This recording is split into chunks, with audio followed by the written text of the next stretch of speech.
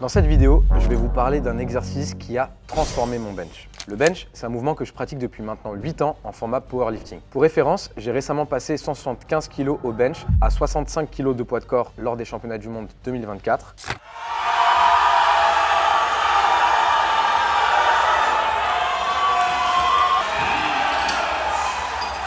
Et ma meilleure performance à l'entraînement, c'est 180 kg pour 69 kg de poids de corps. Oui, j'ai benché les 4 plaques en faisant moins de 70 kg de poids de corps. Et en fait, c'est un mouvement qui est beaucoup plus technique qu'on ne le pense. Il ne suffit pas juste de s'allonger et de descendre la barre. Et justement, un exercice qui m'a beaucoup aidé à améliorer ma technique et ma force sur le mouvement, c'est celui dont je vais vous parler aujourd'hui.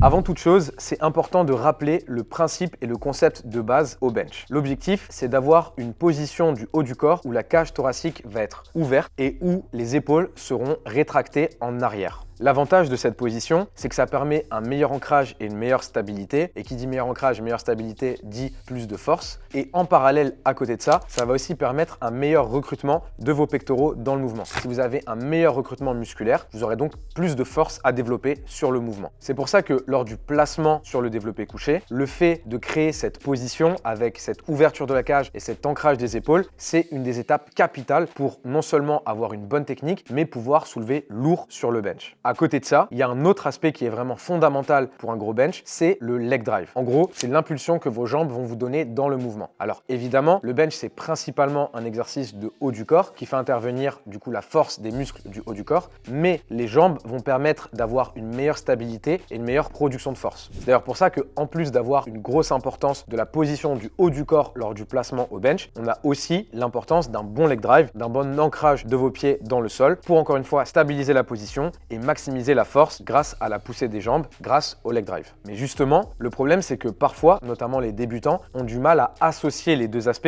et souvent un des aspects va venir en contradiction avec l'autre aspect, alors qu'en réalité, les deux aspects doivent travailler ensemble pour permettre une grosse production de force sur le mouvement. Et c'est justement là qu'intervient l'exercice qui va transformer votre bench, qui est donc le Larsen Press.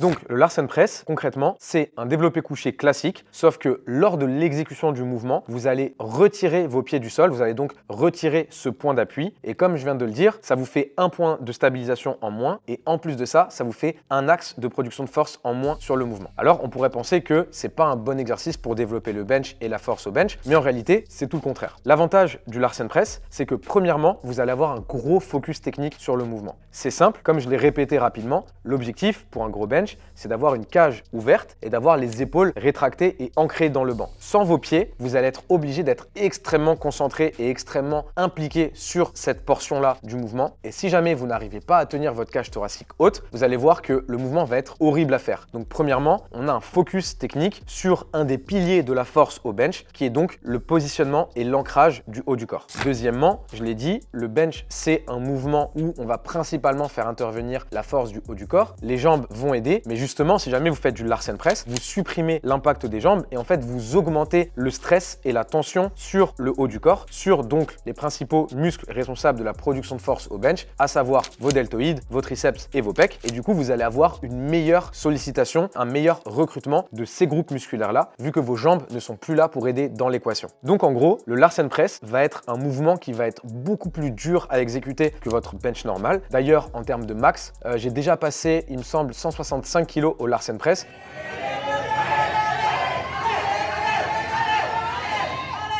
Ah oui, il est lent ce gars. Comment ça il est lent? D'habitude ça va vite.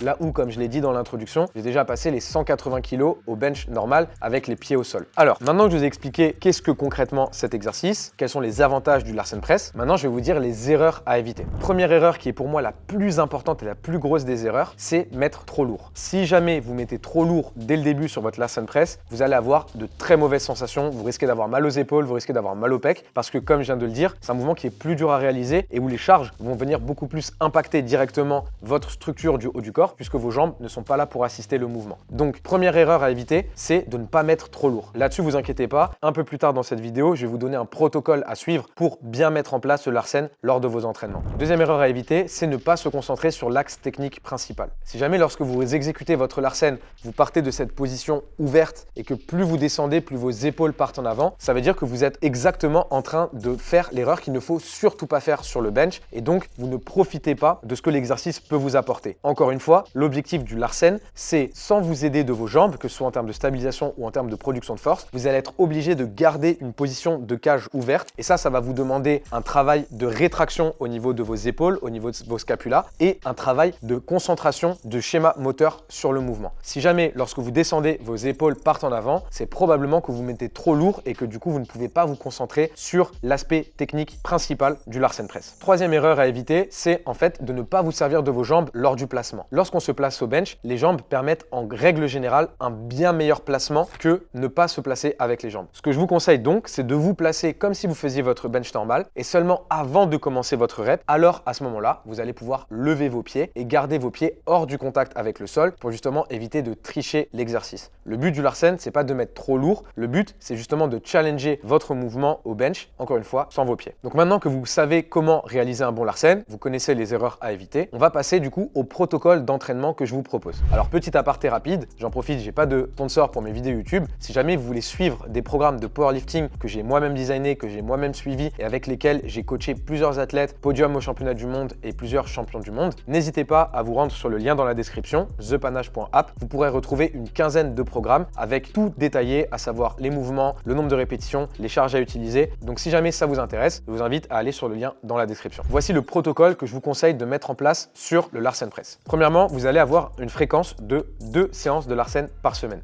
Si jamais vous faites 4 fois du bench par semaine, vous allez pouvoir avoir 2 séances de Larsen et 2 séances avec du bench classique pour maintenir un schéma technique, un schéma moteur avec vos jambes, qui est donc un format beaucoup plus spécifique. À côté de ça, au niveau du format Larsen, je vous propose un format très simple, très basique, mais qui marche puisqu'il va vous permettre et d'accumuler des répétitions avec cette exécution technique et en plus d'accumuler du volume sur le mouvement. Et comme j'ai dit, le Larsen, c'est un très bon exercice pour développer le haut du corps. Le format est donc un 3x5. C'est-à-dire que sur vos 2 séances dans la semaine, vous allez faire 3x5 avec au moins 48 heures de récup entre les 2 séances. Donc exemple, lundi, vous allez faire votre 3x5 et mercredi ou jeudi, vous allez refaire votre 3x5. Au niveau de la charge que vous allez utiliser, c'est extrêmement important de partir bas, notamment si jamais vous n'avez jamais fait de Larsen. Pour ça, je vous propose tout simplement de partir sur environ 55% de votre max et sur chaque séance, vous allez rajouter 5%. Exemple, vous faites votre première séance de la semaine 1, vous allez donc faire 3x5 à 55% de votre max le lundi et le jeudi par exemple, vous allez faire 3x5 avec 5% de plus, donc 60%. Et l'objectif, c'est de répéter ce format toutes les semaines et sur la première séance de la semaine qui suit, vous allez utiliser la charge max de la séance qui précède. Si on reprend l'exemple que j'ai donné, ça vous fait donc séance 1, semaine 1, 55%, séance 2, semaine 1, 60% et on repart du coup, semaine 2, séance 1, 60%, semaine 2, séance 2, 65% et ainsi de suite. L'objectif, c'est de suivre ce format pendant 4 semaines et au bout de la 4e semaine, vous serez aux alentours des 70 à 75% de votre max pour un 3x5 au Larsen. Et vous verrez lorsque vous en serez là, le Larsen, c'est un exercice extrêmement compliqué à bien réaliser.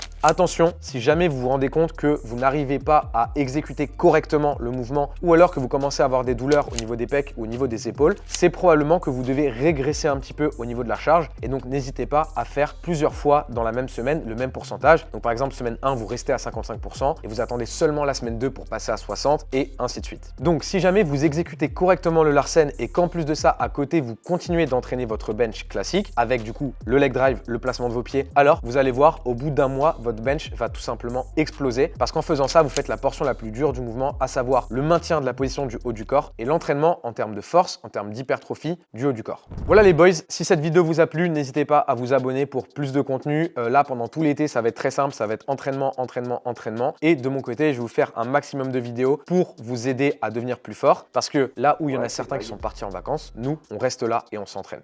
Si jamais vous voulez me soutenir, vous connaissez la chanson Silent Walker, link is in the bio. D'ailleurs, je viens de parler du bench, mais les slippers de bench qui sont juste là sont de très bons slippers pour l'exécution du bench avec un bon leg drive puisque les pieds ne glissent pas. Donc n'hésitez pas à tester cette technologie. Vous l'avez vu, le t-shirt SBD, la ceinture SBD. Au bench, perso, j'utilise les bandes poignées SBD qui m'offrent vraiment un confort maximal. Je vous conseille de prendre les bandes médium en flexible. Pour moi, c'est les meilleurs, que vous soyez débutant, intermédiaire, c'est vraiment les meilleures bandes que vous pouvez avoir. Enfin, mon sponsor complément alimentaire, MyProtein, que ce soit pour de la whey, que ce soit pour un pré-workout, pour faire des boulots lors de vos entraînements en power, c'est les compléments que j'utilise et en utilisant le code PANA, en cliquant sur le lien qui sera dans la description, vous aurez un pourcentage de réduction pour vous et un soutien infini pour moi. Voilà les boys, on se retrouve pour une prochaine vidéo. Comme je l'ai dit, cet été, on va faire le boulot, on va s'entraîner à fond et maintenant, vous avez le Larsen Press pour détruire votre bench et devenir un monstre absolu. Les boys, je vous dis à la prochaine.